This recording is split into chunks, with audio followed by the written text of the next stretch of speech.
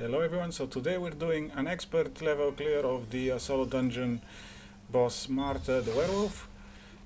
The main thing before we start is always take the speed orb. We're gonna need that, and I'm gonna explain why later. We take the Wildkin buff and maybe a damage reduction food, and maybe the attack speed and movement speed food, and then the other optional foods you can choose which ones to get. And you need to have at least 15 of the attack potions that give you a 20% boost for 24 seconds. And we're doing this clear from the perspective of SnS wand Templar. So we're tanky, we have a lot of defenses and healing, and but we're a bit slow and we don't have a lot of damage. We have some ranged abilities, but most of our abilities are melee range. So the boss itself is a bit complicated.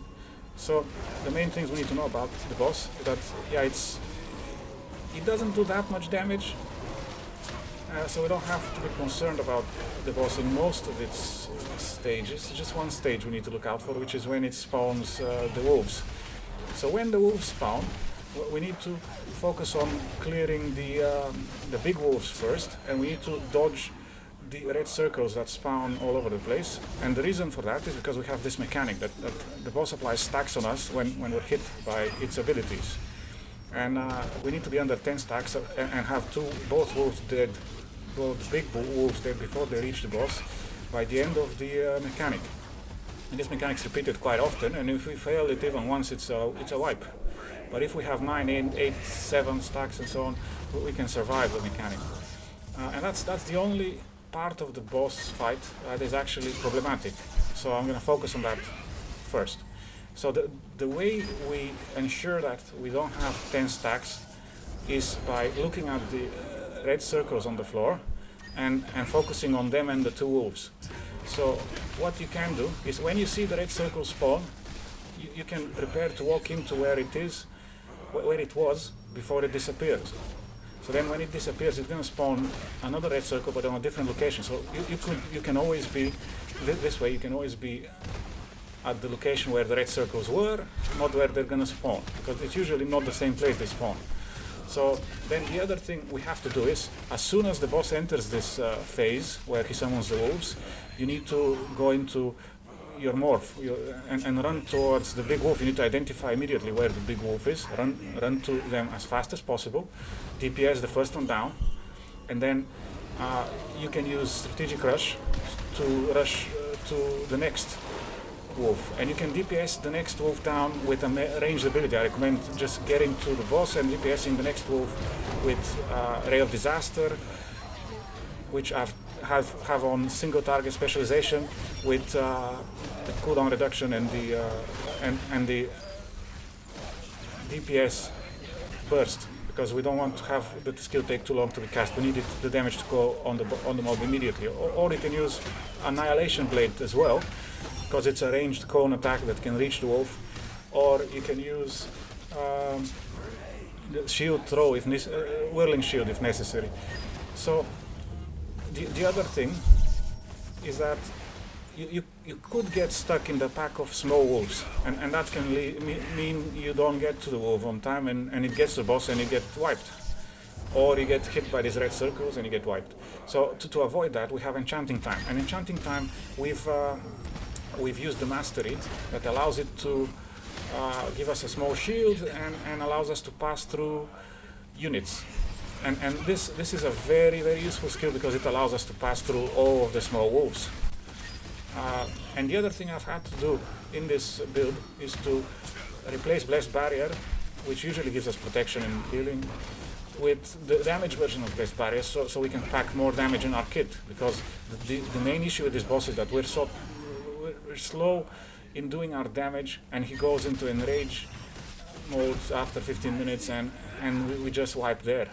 So what we have to do is basically use Enchanting Time and the 20% damage potion every time it's available, plus we need to use the damage version of Blessed Barrier as much as we can to keep our damage on the boss as high as possible, And of course I recommend for the wolf phase, when he spawns the wolves, to use your guardian, which I use Knight Kamarshir for that, because she gives us 7k, 8k mana shield and a lot of cooldown speed, which we need during this phase, because that's the most dangerous phase of the encounter. And also you can use your artifact, which I use the artifact that offers the Minotaur one that offers us stun resist, so that helps against the wolves, because all of them stun us. And the other thing about the wolf mechanic is, if needed, you can use the defense potion if you feel like you're gonna die during that mechanic, which is the 20% defense one instead of the attack. And you can use the normal health potion, which I recommend saving for the small wolves, because yeah, they can be annoying, especially since we're focusing on damage and the defenses are a bit lower. And as you can see, Vampiric Contract is what heals us most of the fight. I barely use the swift healing, but still it's good to have for emergencies. Vampiric Contract is very useful because you have several skills that do damage while you're not, while let's say you're on the floor stunned. And one of those is your hand, all your curse skills. You got this Hand of Despair curse, you got the number 4 on my skill bar, the Circle of Magic, the AoE multi-target curse, and Whirling Shield. So if you manage to cast either of these once or a few times before you're stunned, you're gonna keep getting healed through the damage these deal while you're stunned, and that's important to survive the wolf phase, and good tip in general. So then we explained the most important mechanic, the most difficult mechanic. Now we're going to go into the rest, the easy stuff about the boss. So the boss has no damage whatsoever, and it just jumps around and stuns you a lot, and then it disappears. But the main thing, so we're going to explain as a melee, if you're going to dodge the boss's attacks, you're not in melee range, so you're not DPSing.